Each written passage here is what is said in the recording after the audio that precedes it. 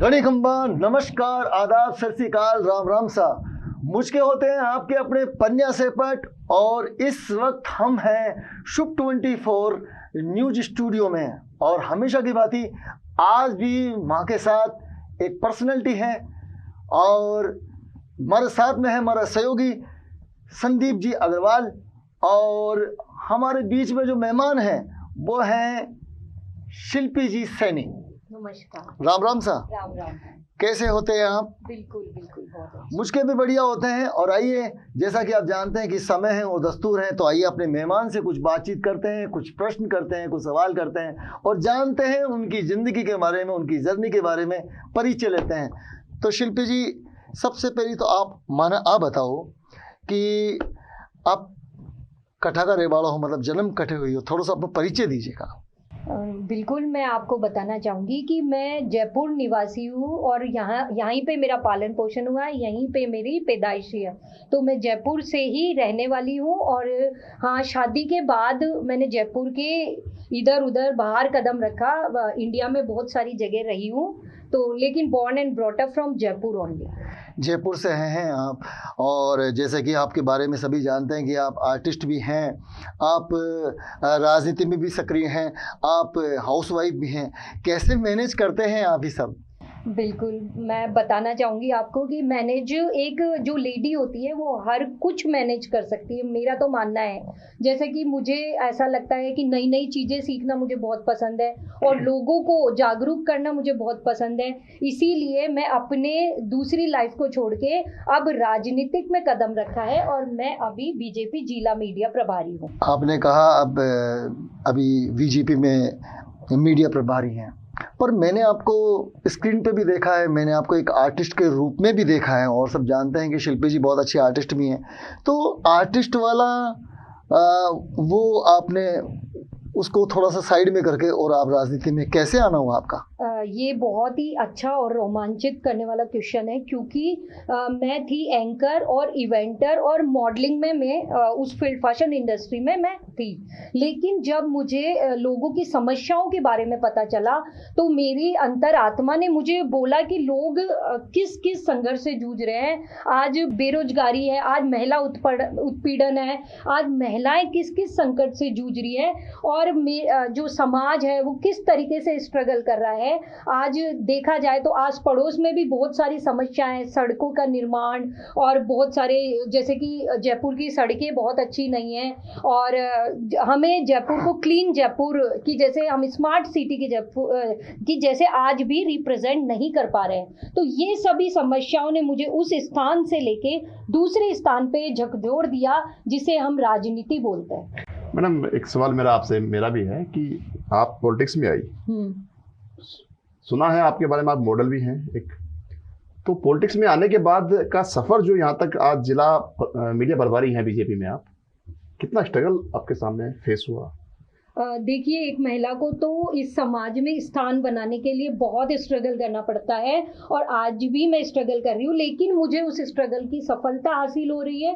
और मुझे लगता है कि अगर मेरी जैसी महिलाएं स्ट्रगल नहीं कर पाएगी तो करेगा कौन? अगर आपको पता है कि हर महिला आज समाज के डर से, पड़ोसियों के डर से, रिश्तेदारों के डर से आगे नहीं बढ़ पा रही है, तो अगर मैं भी वो एग्जाम्पल प्रस्तुत नहीं कर सकती उनके सामने तो मेरे जीने का क्या मकसद है? इन्हीं सभी चीजों ने मेरी अंतरात्मा को झकोरा और मैं आज इस स्थान पर हूँ कि मैं आज समाज सेवा के लिए आगे हूँ, आज मैं राष्ट्र सेवा के लिए आगे हूँ और आज मैं देश सेवा के लिए आगे हूँ। आपसे मेरा प्रश्न ये है कि आप एक्टिंग कैरियर में थी, एक्टिंग क्षेत्र में थी और अब राजनीति क्षेत्र में आई हैं, दोनों में आप क्या अंतर देखते हैं, कैसे देखते हैं आप? नहीं, वो एक्टिंग वाला जो फील्ड होता है उसमें हम मस्त मोला होते हैं, हमारे ऊपर इतनी रेस्पॉन्सिबिलिटीज़ नहीं होती है, हमें इतना ज़्यादा उसमें स्ट्रगल नहीं करना पड़ता है। क्योंकि मैं बनी इस टाइप से थी कि मैं इस जो परचम है मैं अच्छे से जल्दी से लहरा चुकी थी, क्योंकि मैं बिल्कुल जहाँ पे महिलाओं को स्वतंत्रता होती है, जैसा कि मैंने शादी बाद मुझे कोई ऐसा बंदिश नहीं थी और ये वो, तो करके मुझे क्या स्वतंत्रता अच्छी थी, थी, लेकिन दूसरी महिलाओं को नहीं होती है। तो उस स्वतंत्रता की बदौलत ही मैंने फैशन इंडस्ट्री में परचम लहराया और उसमें मुझे इतना स्ट्रगल नहीं करना पड़ा। लेकिन अब जो राजनीतिक क्षेत्र में है उसमें हमें भिन्न भिन्न भांति लोगों से मिलना पड़ता है और उनकी समस्याओं को सुनकर उन्हें हमें दूर करना पड़ता है। मैडम, एक क्वेश्चन मेरा यहाँ आपसे है कि आप अभी बीजेपी जिला मीडिया प्रभारी के पद पर हैं। इस पद की एक अहम गरिमा होती है, किस हिसाब से देखती है इस पद को आप?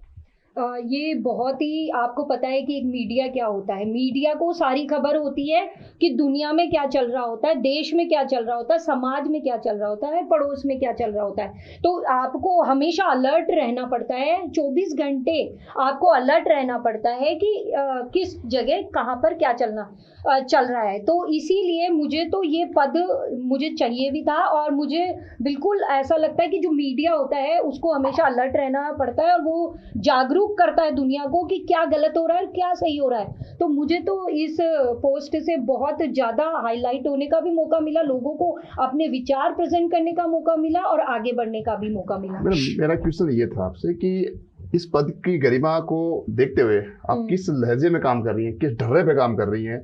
क्योंकि प्रभारी, मीडिया प्रभारी होना एक अलग बात है, लेकिन उस पर काम करना एक बहुत बड़ी अहमियत रखता है। बिल्कुल, जैसा कि मैं इस मीडिया के जरिए मैं ये बताना चाहती हूँ कि अभी जो हमारी जो सरकार है उसमें क्या कमियां हैं, क्या खामियां हैं। आज आपने देखा रीट पेपर जो लीक हो गया, कितना लोग कितने संघर्षों के बाद वो वहाँ पर एग्जाम देने पहुंचा था। तो ये जो समस्याएं हैं, ये सभी इस पद की गरिमा को देखते हुए मुझे लोगों को जागरूक करना पड़ता है, बताना पड़ता है कि आज हमारे देश में इस तरीके की घटनाएं घटित हो रही है। तो मुझे तो इस पद की गरिमा बहुत लगती है कि बहुत पसंद भी है। मैडम, आप मीडिया प्रभारी हैं और कुछ दिन बाद यानी कि 6 महीने 7 महीने बाद फिर इलेक्शन आने वाले, चुनाव आने वाले हैं, तो आपको क्या लगता है कौन सी पार्टी आएगी? सर, मैं तो भारतीय जनता पार्टी का ही समर्थन करती हूँ और जिस तरीके से मोदी जी ने देश की बागडोर संभाली है और हमारे देश को विश्व विजेता बनाया है, उससे तो मुझे लगता है कि भारतीय जनता पार्टी ही अब राजस्थान में भी आने वाली है।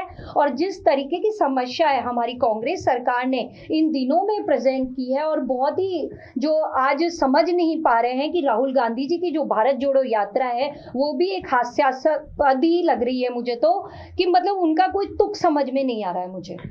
केंद्रीय स्वास्थ्य मंत्रालय द्वारा एक चिट्ठी जारी की गई है, राहुल गांधी को भेजी गई है, कोरोना का हवाला दिया गया है। वहीं पे राहुल गांधी लगातार इसको नकार रहे हैं कि एक बहाना है भारत जोड़ो यात्रा को डिस्टर्ब करने का। क्या कहेंगे? अब मैं आपको ये बताना चाहती हूँ कि हम पहले भी कोरोना की जो हमने असावधानियां बरती थी उससे हम जूझ चुके हैं। कई लोगों ने अपने घरों में मौतें देखी है, कई लोगों ने अपनों को गंवाया है। तो अगर कोई आपको किसी बीमारी के लिए आगाह कर देता है, आपको रोकने के लिए तो नहीं बोला ना, केवल प्रिकॉशन रखने के लिए बोला, तो इसमें क्या गलत बोला है भाई?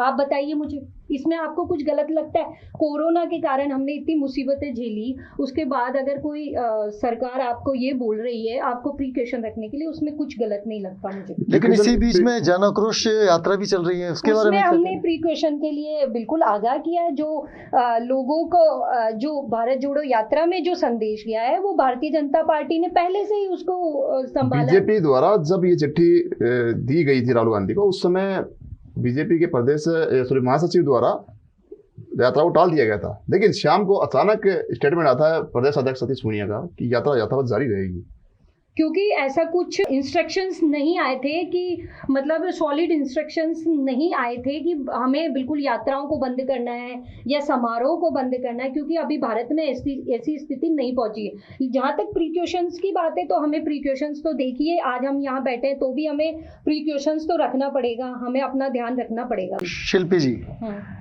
मीडिया प्रभारी अपना आप में एक बहुत बड़ा पद है और मीडिया प्रभारी से कुछ छुपा हुआ नहीं होता। आने वाले इलेक्शन में बीजेपी की तरफ से सीएम का चेहरा कौन होगा? सर ये बहुत मुश्किल सवाल है, और जहाँ तक हो सकता है भारतीय जनता पार्टी ही आगे चुनाव में विनर होगी, विजेता होगी, मुझे पूर्ण विश्वास है। और जहाँ तक रही सीएम चेहरे की बात, तो ये तो देखिए अभी बहुत उलटफेर होगा, और मैं तो मानती हूँ कि भारतीय जनता पार्टी का ही सीएम फेस होगा। तो कुछ आगे ये बहुत कठिन सवाल है, मैं इसके बारे में कुछ बोलना नहीं चाहती। कद्दावर नेता ओम माथुर बीजेपी के माने हुए हैं। हाँ, उन्होंने कल या परसों 2-4 रोज पहले एक स्टेटमेंट दिया था कि जहाँ पे मैंने कूड़ा गाड़ दिया उसको पीएम मोदी भी नहीं ला सकते। इस बयान के अर्थ निकाले जाते हैं, इस पर राजनीति शुरू हो गई है। नहीं, मैं आपको कहना चाहती हूँ कि भारतीय जनता पार्टी में गुटबाजी नहीं है, और सभी मिलकर संगठन को निभाते हैं, मजबूत बनाते हैं। और ये जब तक मोदी जी है भारतीय जनता पार्टी में कभी भी विघटन नहीं हो सकता है। और ये छोटी मोटी बातें तो चलती रहती है, होती रहती है, राजनीति है भाई। तो ऐसा कुछ नहीं है, हमारा जो संगठन है वो बहुत मजबूत संगठन है। भारतीय जनता पार्टी में कहीं पे कोई मनमुटाव नहीं है। शिल्पी जी, राजनीति में आने के बाद भी हम देखते हैं कि कई राजनेता मतलब जो एक्टिंग से अपनी एक फील्ड को छोड़ कर आए हैं वापस वो एक्टिंग फील्ड में। जैसे आपके ही बीजेपी के नाम बता सकता हूँ, रवि किशन जी, मनोज तिवारी जी, बहुत सारे नाम हैं। तो आप कैसे देखते हैं, अगर आपको जैसे वापस कोई मूवीज़ मिलती हैं या आपके आने वाले जो प्रोजेक्ट हैं, तो क्या आप राजनीति के साथ अपने फिल्मी करियर को भी संभालेंगे? बहुत मुश्किल है, क्योंकि अभी भी मेरे पास मूवीज़ के, एडवर्टाइजमेंट के, सीरियल्स के बहुत सारे ऑफर्स पड़े हुए हैं। लगातार 2 सालों से मेरे पास बहुत सारे ऑफर्स हैं। लेकिन अब जब देश सेवा की गांठ बांध ली, जब देश सेवा करने का परचम लहराना है, तो फिर क्यों उसी जगह जाना। तो देखा जाएगा वो वक्त क्या करता है। लेकिन मुझे देश सेवा, समाज सेवा करना बहुत ज़्यादा पसंद है, और मेरी ज़िंदगी तो, मैं आने वाली ज़िंदगी इसी मैं देना चाहूँगी। मेरी ज़िंदगी के जो बहुमूल्य क्षण हैं अब मैं देश सेवा, समाज सेवा में ही देना चाहूँगी। क्या भविष्य में चुनाव लड़ने की तैयारी है आपकी? अगर पार्टी मौका देती है या किस्मत मौका देती है तो क्यों नहीं, बताइए आप मुझे। अगर मेरे मन में देश सेवा करने का भाव है, अगर मेरे मन में समाज सेवा करने का भाव है, अगर मैं लोगों की समस्याओं को दूर कर सकती हूँ, अगर मैं लोगों की समस्याओं को सुन सकती हूँ, मैं लोगों से मिल सकती हूँ, तो क्यों नहीं मैं आगे ट्राई करूँ। और इसमें अगर आपके पास पावर है, तो आपको पता है कि आप लोगों की समस्याओं को दूर करने के काबिल है। मैम, मेरा आपसे अंतिम सवाल कि जिस प्रकार से जनता के दिलों में एक ढर्रा बना हुआ है कि नेता जो भी होते हैं पॉलिटिक्स के, वो चुनावी समय में आते हैं, रेवड़ियां बांटी चले जाते हैं, और बाद में 5 साल तक उनको कोई पूछता नहीं है। क्या आप भी पॉलिटिक्स हैं और पॉलिटिक्स में है, पॉलिटिशियन बनने जा रही है? आपने अभी बताया कि मैं चुनाव लड़ूंगी अगर पार्टी मौका देती है तो क्या आप उसी डर पे चलेंगे या फिर कुछ नया करने की दिमाग में जज्बा है? सर देखिए, मेरा उद्देश्य अलग है, मेरे सिद्धांत अलग है, मेरे जीने का तरीका अलग है, मेरी जीवन शैली अलग है। तो आप किसी को भी, हर 5 उंगलियां बराबर नहीं होती है। मेरा तो देखिए देश सेवा करने का मन है, वो मैं किसी भी तरीके से करूंगी। अगर मेरे को पार्टी मौका देती है तो उस तरीके से करूंगी, नहीं तो मैं दूसरी तरीके से करूंगी। लेकिन अगर किसी में जज्बा होता है तो वो अपने हिसाब से, अपने सिद्धांतों पे रह के उस कार्य को करता है। सबके सिद्धांत अलग अलग होते हैं। जनता के दिलों में जो एक डरा बैठा हुआ है या फिर एक फीलिंग्स बैठी हुई है कि नेता चुनावी रेवड़ियां बांटने आते हैं, अगर आप वो नहीं कर पाई, जनता के दिलों में अपना प्रेम नहीं बना पाई, तो क्या विशेष प्रयास किए जाएंगे आपकी तरफ से जिससे कि जनता को लगे कि आपको वोट देकर विजय बनाए, आपको पॉलिटिक्स में आगे बढ़ाए? देखिए, आज की जनता वैसी नहीं है, अंधभक्त नहीं है कि एक जना कुएं में जा रहा है तो सारे उसके पीछे पीछे चले जाए। आज की जनता जागरूक है, वो जानती है कि हमारा लीडर हमें आटा घी तेल बांटने वाला नहीं, हमारे अधिकारों के लिए लड़ने वाला होना चाहिए, हमारे अधिकारों के लिए आवाज उठाने वाला होना चाहिए, हमारे अधिकारों की रक्षा करने वाला होना चाहिए। तो जनता, अगर आपको जनता इतनी समझदार हो गई है कि आजकल वो आटा तेल घी पे डिपेंडेंट नहीं है, उसको पता है कि हमारे अधिकार कौन सुरक्षित रख सकता है और कौन नहीं रख सकता है। शिल्पी जी, आप जब मॉडलिंग में थी, फिल्म्स लाइन में थी, तो वहां पर भी एक गॉड फादर होता है। राजनीति में आप अपना गुरु, अपना गॉड फादर किसे मानते हैं? देखिए, अभी तक तो मैं अपना गुरु और गॉडफादर मेरे संघर्षों को ही मानती हूँ। और जहाँ पे आपका गुरु और गॉडफादर संघर्ष होता है, आपके जो स्ट्रगल होता है, वहाँ पे आपको आगे बढ़ने से कोई नहीं रोक सकता है। मेरा तो यही उद्देश्य है। बाकी गॉडफादर आगे कौन होता है, क्या होता है, वो तो वक्त बताएगा। आप आज शुभ 24 न्यूज चैनल पर आए हैं, आपका बहुत बहुत आभार। हमारे दर्शकों को कुछ कहना चाहेंगे आप? मैं यही कहना चाहूंगी कि जो अभी महिलाओं के लिए, जो महिलाओं में डर बैठा हुआ है, जो महिला आगे बढ़ने से रुकी हुई है, उन महिलाओं को आगे लाना पड़ेगा। और वो सामाजिक नहीं, राजनीतिक नहीं, आर्थिक नहीं, हर क्षेत्र में लाना पड़ेगा। क्योंकि दोनों बागडोर जब दोनों कंधों पे होगी तो ही हमारे देश का विकास हो पाएगा। अन्यथा आधा ही हमारा विकास हो पाएगा। अगर हम पुरुषों पे ही डिपेंडेंट रहेंगे तो हमारा विकास कहीं ना कहीं जाके आगे रुक जाएगा। तो महिलाओं को भागीदारी देना बहुत जरूरी है।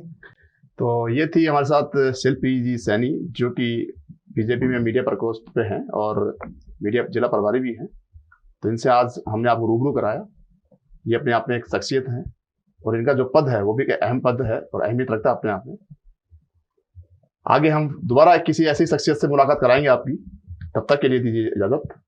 मैं संदीप अग्रवाल, नमस्कार। और देखते रहिएगा आपका अपना शुभ 24 न्यूज चैनल। फिर मिलेंगे एक नई शख्सियत के साथ, आज ही के दिन, आज ही के समय। राम राम सा। राम।